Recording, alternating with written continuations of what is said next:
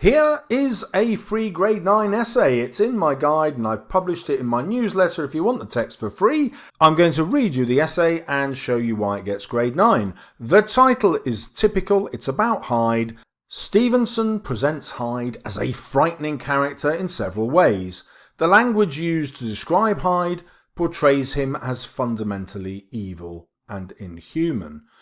Embedding quotations like this in your thesis statement is a brilliant way to let the examiner know that you know how to write an essay and you've got the evidence to back it up. They'll want to give you a top grade straight off. Stevenson also uses contrast throughout the novella, emphasizing Hyde's savage nature.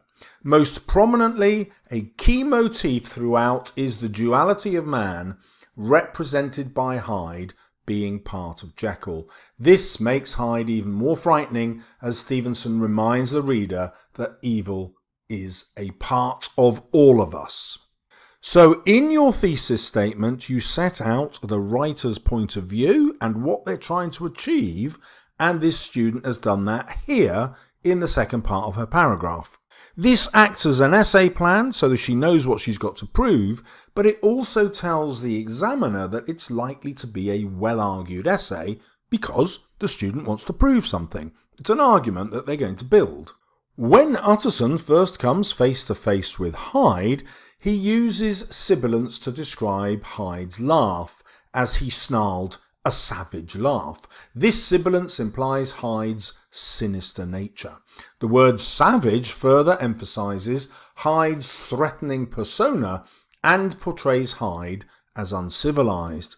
Throughout this extract, Stevenson refers to Mr. Utterson most often as the lawyer. Lawyers were well-respected men and the height of sophistication. By referring to Utterson as the lawyer, he creates a sharp contrast with Hyde, who gave an impression of deformity.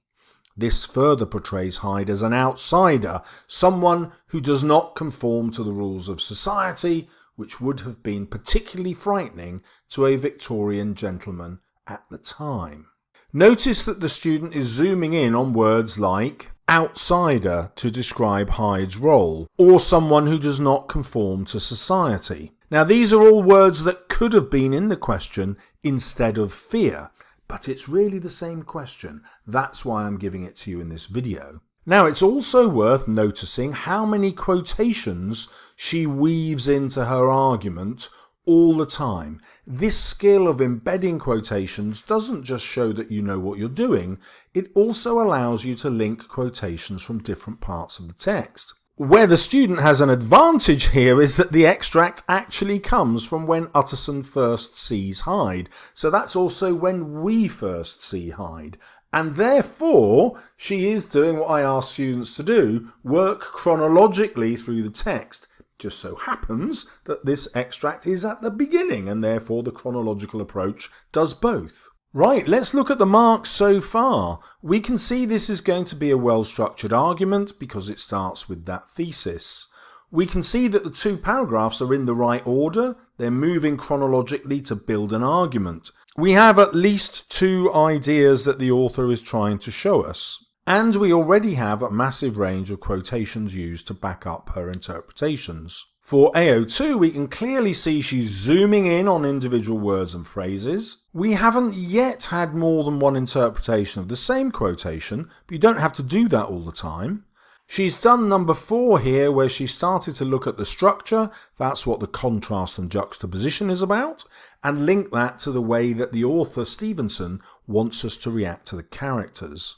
And you will have spotted the use of terminology like sibilants already. The next paragraph tells us that it's part of a wider argument because it starts with furthermore. Utterson suggests Hyde's darkness is more deep-rooted than the flush of anger or the savage laugh. He describes Hyde's face bearing Satan's signature. This reference to the devil implies Hyde's innate evil. However, the signature which is later associated with Hyde is recognised as forged by Dr. Jekyll.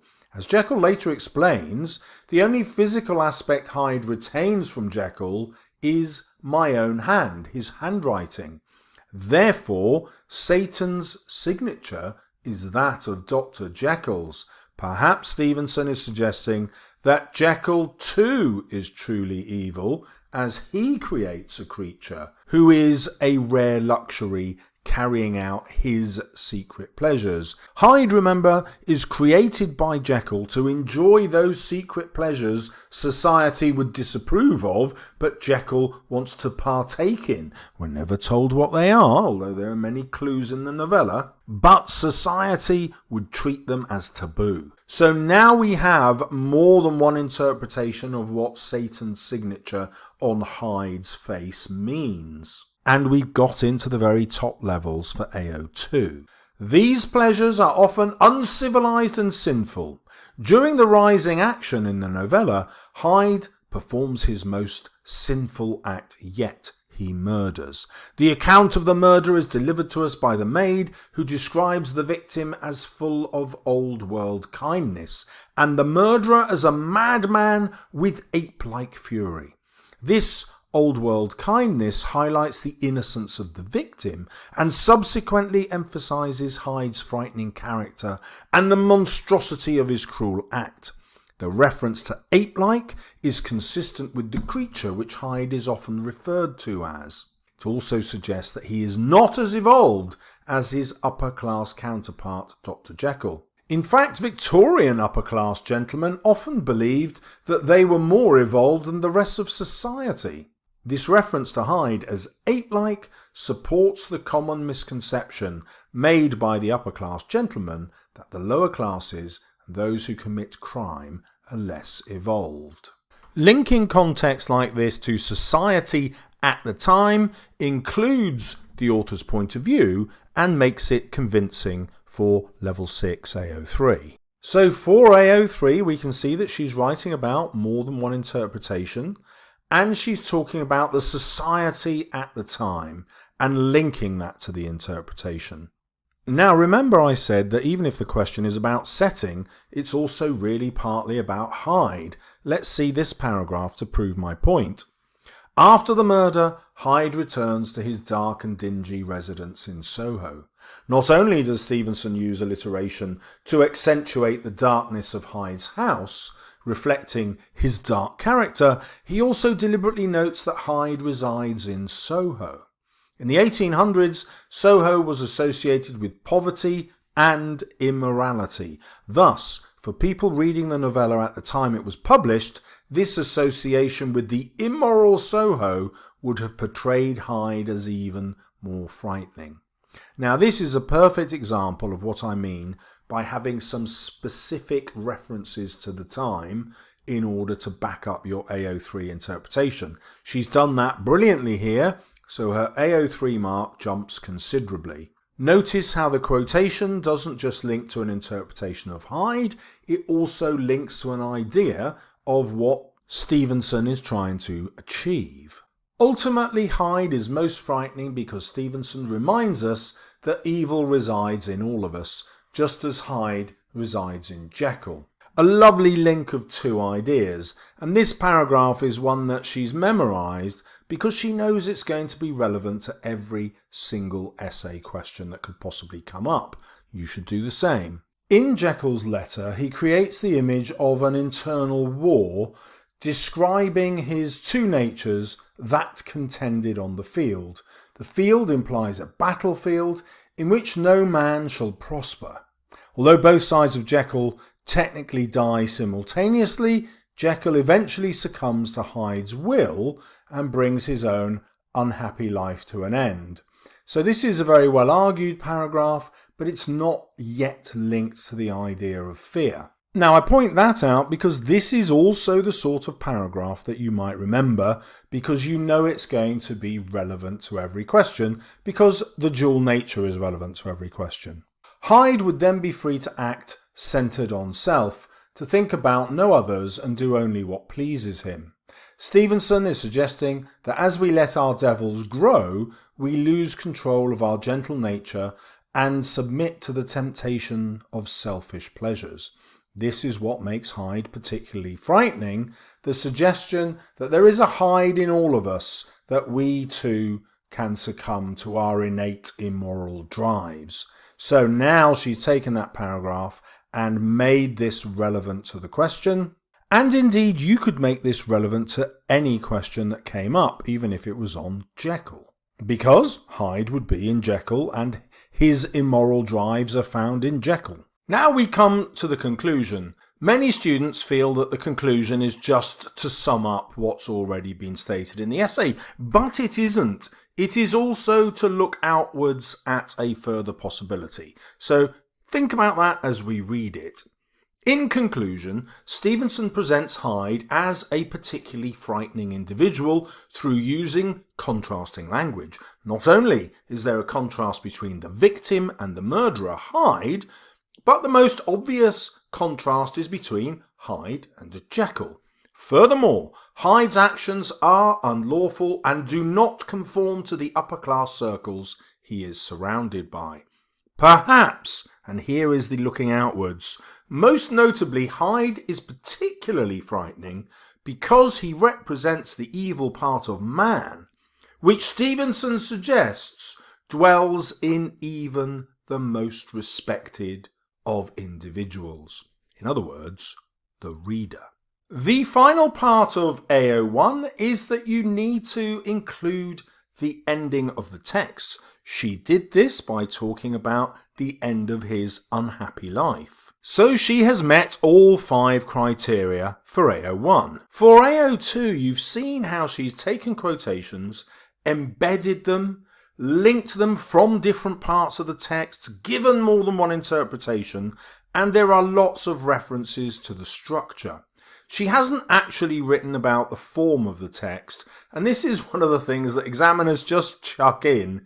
It's not compulsory, and so what you write about structure, the examiner will probably see as meeting the requirements of writing about form. That's why they list form and structure together in the mark scheme. The most important aspect of AO3 is that every bit of context you find, you link to interpretation. Remember, every time you use the word society, you're writing about the context. And if you introduce items about the author's life, that's also an easy way to do this. There are plenty of those in my guide. Now, as a bonus feature, I'm going to show you what this student did to make herself brilliant at English. After she writes, she makes a kind of journal entry where she reflects on how good she is getting at learning. If you want the posh word for this, it's called metacognition, and it is the #1 way to get better at learning anything. So here she says, I think my understanding and knowledge of how to answer a question to meet exam criteria has developed significantly. So that's my first top tip to you. Use the exam criteria I've given you in this video to write your own essays. Whilst writing this essay, I had in mind the importance of commenting on structure, purpose, and context. Notice how she set herself some goals before writing the essay. It wasn't just to satisfy a teacher. She wants to get better at essay writing, and you can see how much she's written about the structure here and how that also gets her the mark for form. Although I think I struggled with comment on structure, now she didn't, did she? But she feels she has because it's something new. That's another important lesson for you as a learner and using your metacognition. I did succeed in combining context into my answer and noting the author's purpose and effect on the reader. I think I've gotten significantly more confident in writing these answers than I was when writing the Lord of the Flies essay. That's another really important thing. You can't be the best in your class, at least most of you can't, but what you can do is compare yourself to what you were like before. That's always rewarding because it gives you a sense of achievement, thinking, yes, I'm getting better at this. And essay writing, of course, is a life skill, even if you never take A-level English or do a degree. I am now able to complete an essay in less time also, just as I would be asked to do in the exam.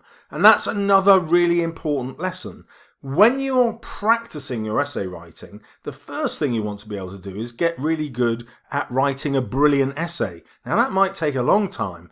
Only once you know what a brilliant essay involves should you then start writing under exam conditions, trying to speed up. Additionally, since the beginning of the course, I think my use of literary terms has improved. I would not have even considered using terms like novella or motif in an essay before. Now, amazingly, when I wrote my guide to Jekyll and Hyde, I included 7 grade 9 essays. I've got much smarter since, so this is my guide to the power and conflict poems. I realised you could revise all 15 poems just through essays. And to be honest, you could do the same with Jekyll and Hyde. Just the essays, which are the second half of the guide, would get you the grade 9. Stupidly, I should have written another book of just essays and it would have become a bestseller like this one. Damn you, Mr. Salles, you fool! I did the same with this one. 11 top grade essays that would answer any exam question. Another way of getting essays from me is to subscribe to my newsletter. The link is in the description below. And of course, the videos are completely free. And teaching you how to get grade 9 with Jekyll, click on this video now.